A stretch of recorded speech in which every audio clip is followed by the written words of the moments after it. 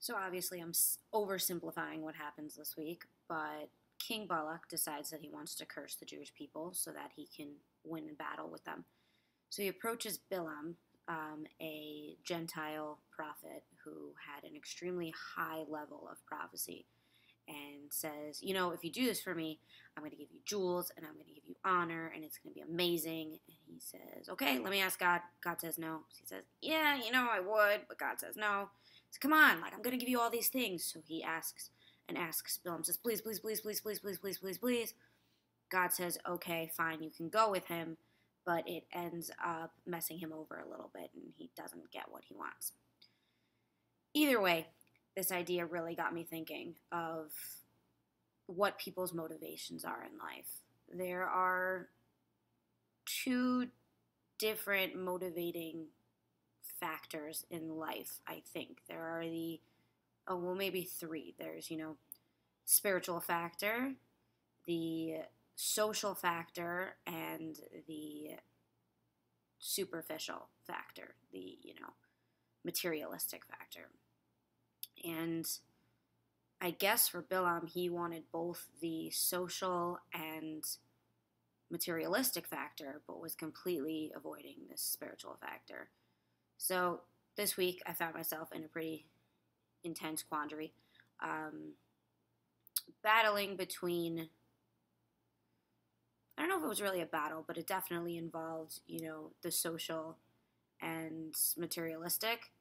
And the reason why I was holding myself back so much was because of the social factor. I have serious authority issues. I don't know why I'm telling the world this, but I do. I am in constant fear of what people think of me. I seek people's approval, and I want to be liked by everyone. Thankfully, I married someone who is very much not like that, and I love it and appreciate it, and that's probably something that definitely attracted me to my husband. And this week, I was thinking about it, and I said, you know what? It's time to stop. It's time to stop. Why do I care so much about what other people think about me when I should be caring so much more about the spiritual aspect? What does God think of me? What do I think God would think?